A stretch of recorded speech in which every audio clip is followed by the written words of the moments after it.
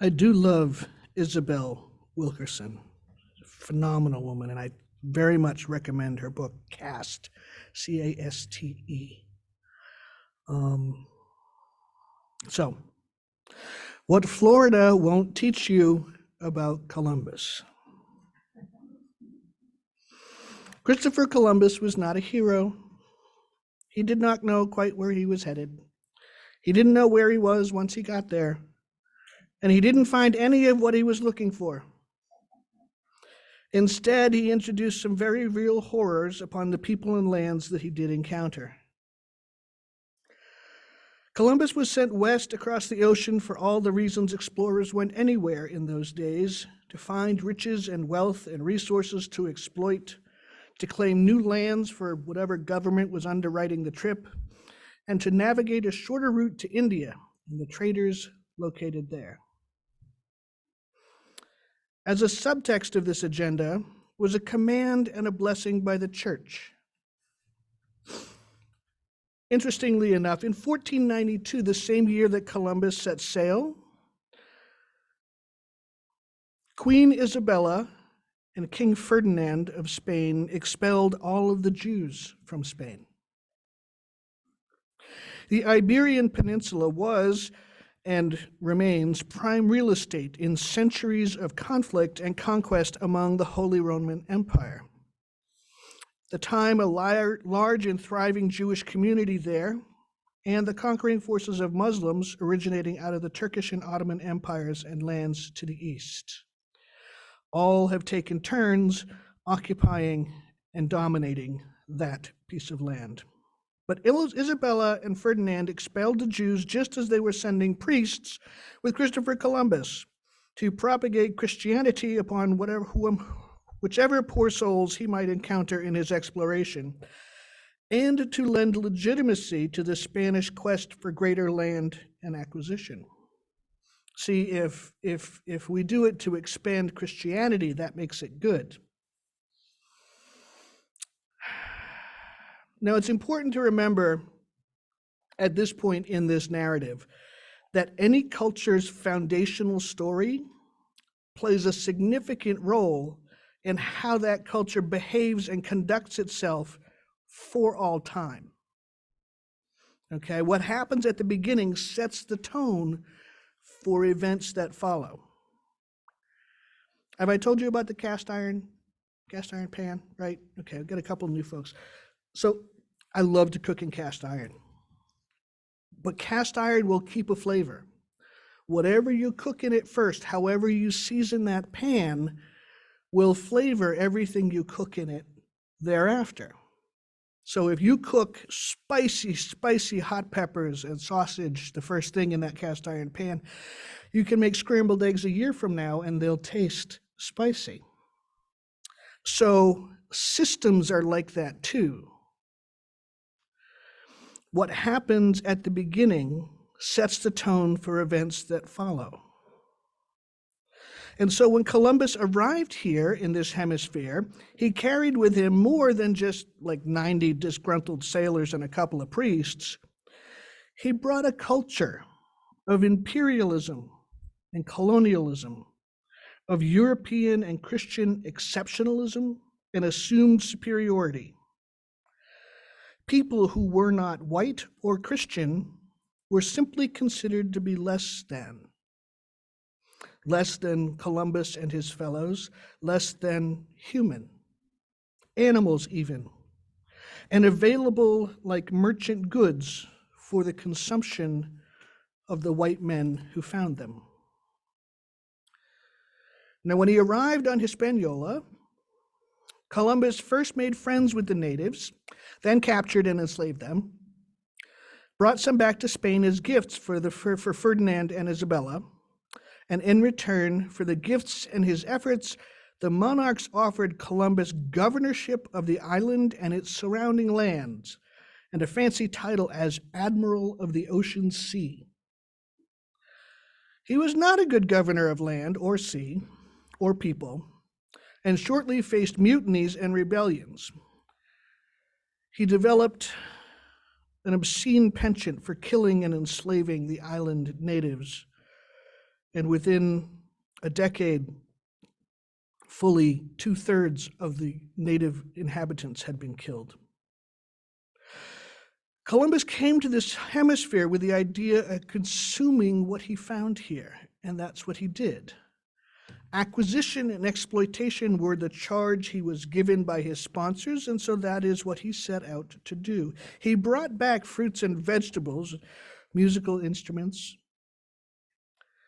jewelry, and art, as much of their culture as could be sold in the royal court of Spain. It is only slightly ironic that of all the things Columbus brought back with him from the Americas, it was a previously unknown strain of syphilis that had the most impact and decimated his crew in great swaths of Europe around the turn of the 16th century. Eventually, it settled down into more of a chronic ailment that killed people slowly, but those first few years were brutal and deadly. It is perhaps the only real punishment Spain experienced for its colonization of the New World.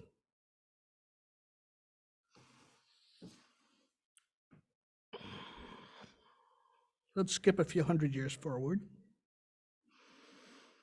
There was a time not so long ago when men were universally understood as entitled to sexual access to women's bodies for their own entertainment and pleasure.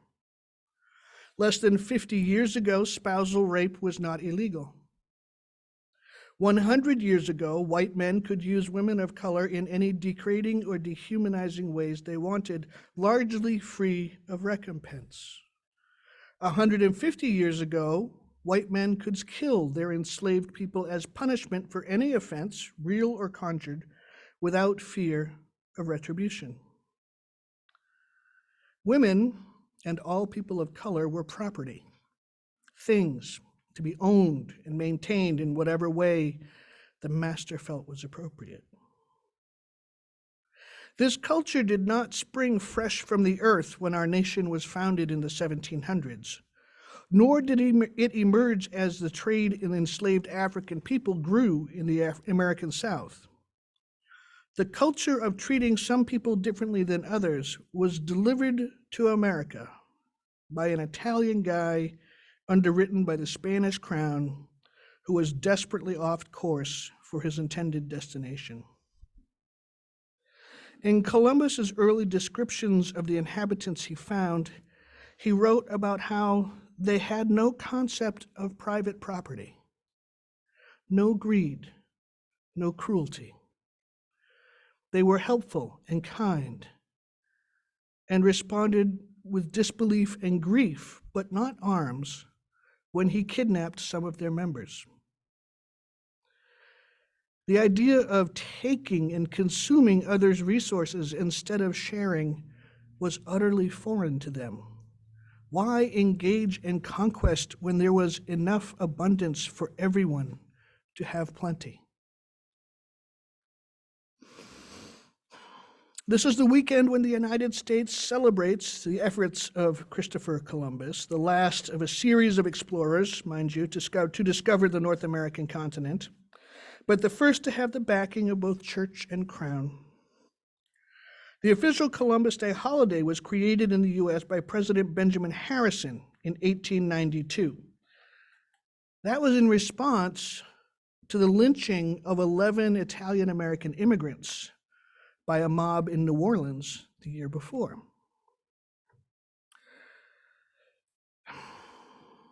The details of Columbus's adventures were not widely known then as they are now, and so it was easy to spin a heroic story from whole cloth when the need presented itself. Harrison, the Columbus Day was intended to be a one-time event, but eventually it grew to be an annual national holiday. And in Italian communities in larger cities, there are parades and celebrations and a procession that carries a statue of St. Christopher through the community. It has become as potent a symbol of national heritage as St. Patrick is to Irish Americans. Now, old Pat had his own problems, but that's another sermon for another day, sometime in March maybe. So now we live as Illabella Wilkerson describes, in this house we inherited, in this European-based culture that treats the world like its own grand flea market, where trinkets can be collected and riches exploited, like a buffet of pleasures and resources to be consumed without regard for the human lives involved. Columbus did not discover America. The Vikings were here first, and some other folks, and even another Italian explorer named Vespucci made it here before Columbus did. Columbus didn't prove the world was round. Galileo had started that rumor, and by the end of the 15th century, it was pretty much settled. People didn't have a clear idea how vast the planet was, so they were not allowing for the breadth of the Western Hemisphere to be in the way of a Western passage. But still, they figured it was round. Columbus didn't prove anything new, didn't discover anything that hadn't already been found. In fact, he did exponentially more harm than good. So the question now falls to us, what are we to do with this knowledge? Truth is an uncomfortable thing. Once you see a truth and acknowledge it, you cannot unsee it. Remember about the tipping thing we went through, right? Once you see it, there's no going back. We cannot retreat to that Saturday morning cartoon story of the Nina, the Pinta, and the Santa Maria cheerfully bobbing across the ocean to discover a new place and make new friends with cheerful, primitive people they found. Once we know the depth and injustice of a truth, there is a very human resistance to claim any part of that horrific story as our own. That was then. This is now. How can I be responsible for any of that? What am I supposed to do to deal with this? And this, friends, is why Florida Governor Ron DeSantis does not want accurate history taught, because it makes people face uncomfortable truths and acknowledge the lingering, still active culture of harm that exists today. I have been reading recently a book called On Repentance and Repair, Making Amends in an Unapologetic World. It's written by Rabbi Dania Ruttenberg. It is the UUA Common Read for this year, and the church board and I are reading it as a group. There's a copy or two extra if people are interested. See Sarah about that. But in this book, Rabbi Ruttenberg talks about harm in three different realms. There's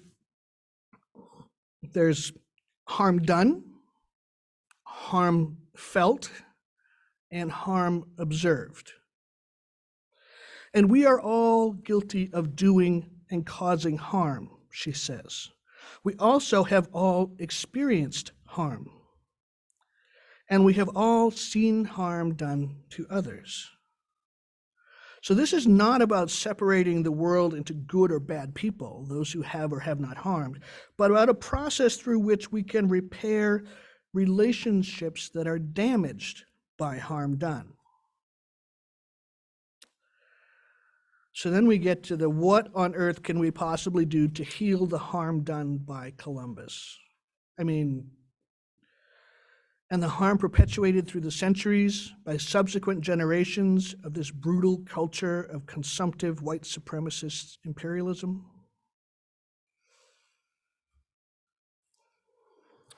Well, as with most big problems, there are multiple little steps, trim tabs, if you were. And the first step in this project is to acknowledge the harm done. No, it wasn't your fault. No, you didn't do it.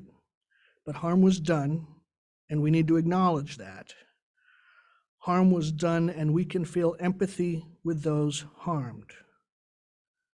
We didn't do it, but we inherited the house, and we live in it now. So we have to deal with it. So once we get a handle on understanding that harm has been done, then we can look at the next steps to repair that harm as much as possible at this late date. An apology means nothing if it is not backed up by changed behavior. And changing our behavior takes practice and learning. Now, I have faith that we, as human beings, are able to do this kind of learning and changing. Our world, and at another level, our denomination, is at a turning point in terms of how we understand relationships with each other and what those mean. The Enlightenment of the 18th and 19th centuries produced a culture of radical individualism, of personal responsibility and personal freedom. Sort of a cultural, you're not the boss of me. Today, we are seeing a shift toward an understanding of the importance of relationships.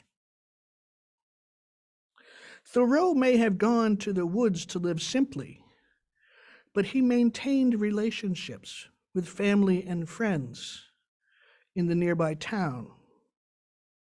Relationships that incidentally provided him with food and laundry,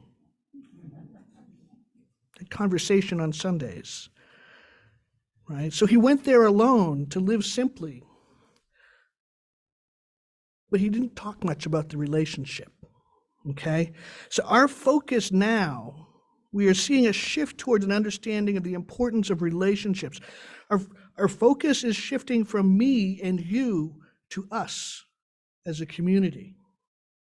Our freedoms do not go away, but they are being connected spiritually and practically with an understanding of our responsibility and obligation to the communities and relationships in which we live. We cannot live in a world any longer where some people are others. Any hungry child is our concern. Any person in danger is our concern. We are living in community at many levels, from the community of people in this room to the community of your family unit, your school classroom or workplace, pickup basketball team, bridge club, neighborhood, town, county, state, country, world. There is no other any longer. There are not people who can be dismissed as unimportant or less than. This is a growing realization that we are experiencing, and it is uncomfortable, particularly after all those years of individuality stuff. The heritage of Unitarian Universalism is steeped in the white supremacist, empire-building, culture-consuming history from which we emerged. We carry the seasoning of all of those things that have been cooked in the cast iron pan of our denomination. We carry the bitter taste of profits from the slave trades. We carry the flavor of transcendental wonder. We carry the flavor of the eugenics movement that was so attractive to Unitarians at the turn of the 20th century. We carry the flavor of the civil rights work we did with so much passion, and of our failures associated with Black empowerment within our own denomination. That's a lot of stuff flavoring the things we do today.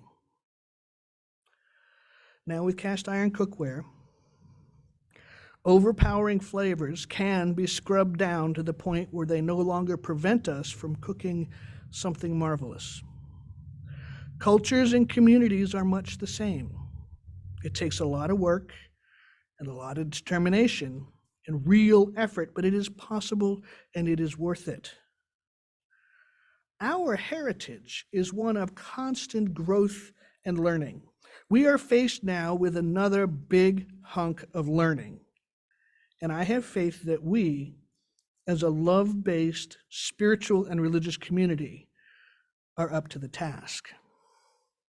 And with that, may you have a blessed and thoughtful holiday weekend. Amen.